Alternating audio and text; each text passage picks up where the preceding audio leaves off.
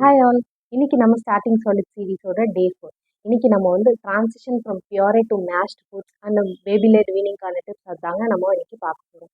நம்ம ஸ்டார்டிங்கில் வந்து குழந்தைங்களுக்கு சாலிட்ஸ் கொடுக்கும்போது பியூரே ஃபார்மில் கொடுக்க ஆரம்பிச்சிருக்கோம். அதை வந்து கொஞ்சம் கொஞ்சமாக வந்து நம்ம மேஷ்ட் ஃபுட்ஸ் செமி சாலிட் கன்சிஸ்டன்சியை வந்து சாலிட் கன்சிஸ்டன்சியாக மாற்றணுங்க.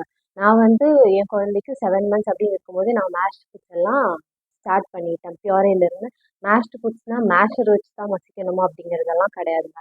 லைக் நீங்கள் வந்து ஸ்டீம்டு ஆப்பிள், ஸ்டீம்டு கேரட் எல்லாம் வந்து ஃபஸ்ட்டு இது மிக்சியில் போட்டு அரைச்சிப்பீங்க, இல்லை மேஷர் வச்சு நல்லா மேஷ் பண்ணி கொடுத்துருப்பீங்க இல்லையா?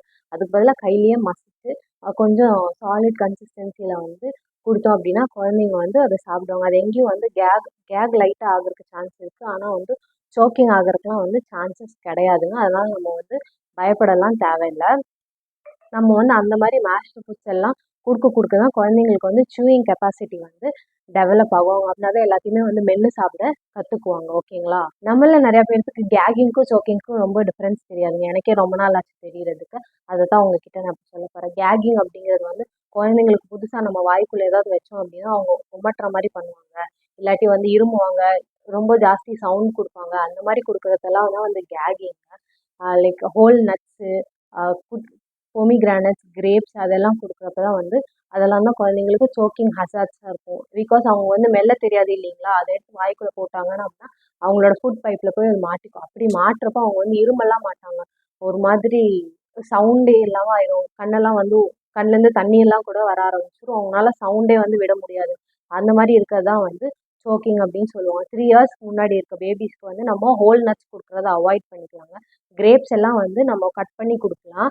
1 இயர்க்கு அப்புறம் வந்து கொஞ்சம் கொஞ்சமாக நம்ம வந்து பொமிகிரானட் கொடுக்க ஆரம்பிச்சிடலாம். அதெல்லாம் வந்து உங்களுக்கு வீடியோஸில் பார்க்கணும் அப்படின்னா நான் வந்து உங்களுக்கு டீட்டெயில்டாக அதை வந்து வீடியோஸில் போஸ்ட் பண்ணுறேன். அப்புறம் நம்மள சில பேர்த்துக்கு வந்து நம்ம பியூரே ஃபுட்ஸ், மேஷ்டு ஃபுட்ஸ் அது மட்டும் தான் கொடுக்கணுமா, ஃபிங்கர் ஃபுட்ஸ் எல்லாம் கொடுக்கக்கூடாது அப்படிங்கிற டவுட்ஸ் இருக்கும். ஃபிங்கர் ஃபுட்ஸ் இந்த மாதிரினா இட்லி, தோசை, பேன் கேக்ஸ் அதெல்லாம் கொடுக்கலாமாங்கிற டவுட்ஸ் இருக்கும். அந்த டவுட்ஸ் எல்லாம் தேவையே வேணாம். அதெல்லாம் நார்மலாக கொடுக்கலாம். பிகாஸ் அதெல்லாம் சோக்கிங் ஹசார்ட்ஸ் கிடையாதுங்க.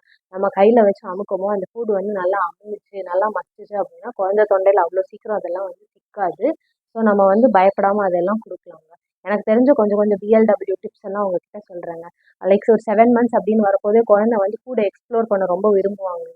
அப்போ நம்ம வந்து என்ன பண்ணலாம் அப்படின்னா ஃப்ரூட்ஸ், பேன் கேக்ஸ், இட்லியாகவே இருந்தாலும் சரி, அதை வந்து குட்டி குட்டியாக கட் பண்ணி போடாமல் நம்ம இந்த 2 விரல் இருக்கீங்களா, இதோட லென்த்து, இதோட வித்துக்கு வந்து நம்ம கட் பண்ணி கொடுத்தோம் அப்படின்னா அவங்க இப்படி எடுத்து சாப்பிட்றதுக்கு வந்து சௌரியமாக இருக்குங்க. அவங்க பிகாஸ் அவங்களுக்கு வந்து 9 மந்த்ஸ் முன்னாடி பிஞ்சர் கிராஸ்ப் எல்லாம் வந்து டெவலப் ஆகாது. அவங்களுக்கு வந்து விரல்ல எடுத்து சாப்பிட முடியாதுங்க.